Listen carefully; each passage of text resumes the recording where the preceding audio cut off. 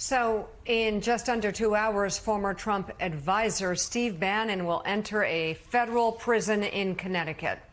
This after the Supreme Court rejected his last-minute appeal to stave off his 4-month sentence for defying subpoenas from the House January 6th committee. Vaughn, you spoke with Steve Bannon on Saturday. What did he have to say? Mika, I think Steve Bannon is important for two reasons. Number one, he's going to prison because he defied the January 6th Select Committee. He did not, therefore, answer questions under oath about his 2 phone calls with Donald Trump on January 5th, his 2 phone calls with Donald Trump on January 6th. He did not have to turn over any evidence. That is why Steve Bannon is going to prison for the next 4 months. Number two, Steve Bannon his microphone has only grown ever since leaving the White House as chief strategist. He's essentially a modern-day Rush Limbaugh. He has a daily podcast that is simulcasted online and on TV. It's called War Room. There are a major subsect of the American population, fervent Trump loyalists, that watch Steve Bannon on a daily basis. And I think that he is a real signal as to where the MAGA movement goes even beyond Donald Trump's presidency or potential presidency. Take a listen to part of our conversation.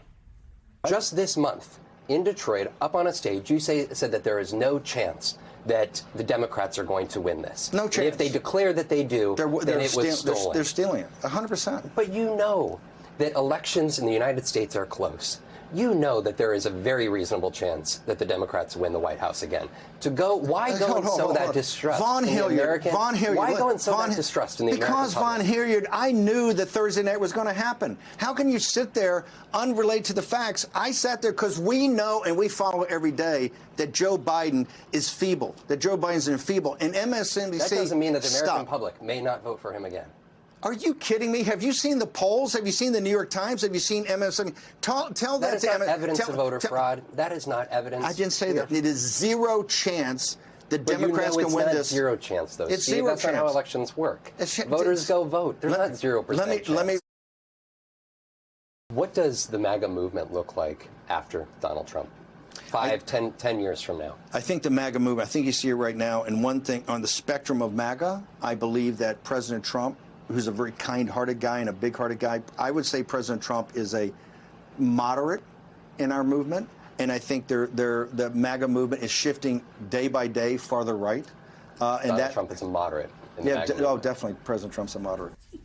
That's why Steve Bannon is an important voice that we have to keep coming back to, because regardless of how November turns out for Donald Trump, there's people like Steve Bannon whose microphone will continue to reign. And clearly, based off of the results in France yesterday, we know that the MAGA movement will continue to exist in some form, and Steve Bannon will be right there. He is a major source of disinformation in this country. We have the full interview here with Steve Bannon online, but he is somebody who continues to propagate information like the fact that there is no way that Joe Biden's going to win in November. He's the one who suggests that the January 6th was a federal government setup, yet in our interview, he could not name a single individual or accuse a single individual who was a federal agent there at the Capitol on January 6th. But Steve Bannon will be at about noon hour here this morning going to prison for the next 4 months. He will be released the week before this 2024 election. So the entire interview available online, Vaughn? That was incredible.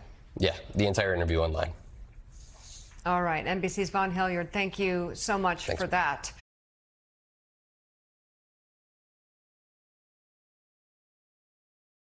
Hey there, MSNBC fans. I'm Luke Russert, and be sure to join me, Rachel Maddow, Jen Psaki, Lawrence O'Donnell, Steve Kornacki, Joy Reid, and many more September 7th in Brooklyn, MSNBC Live Democracy 2024. Click on the link for ticket information.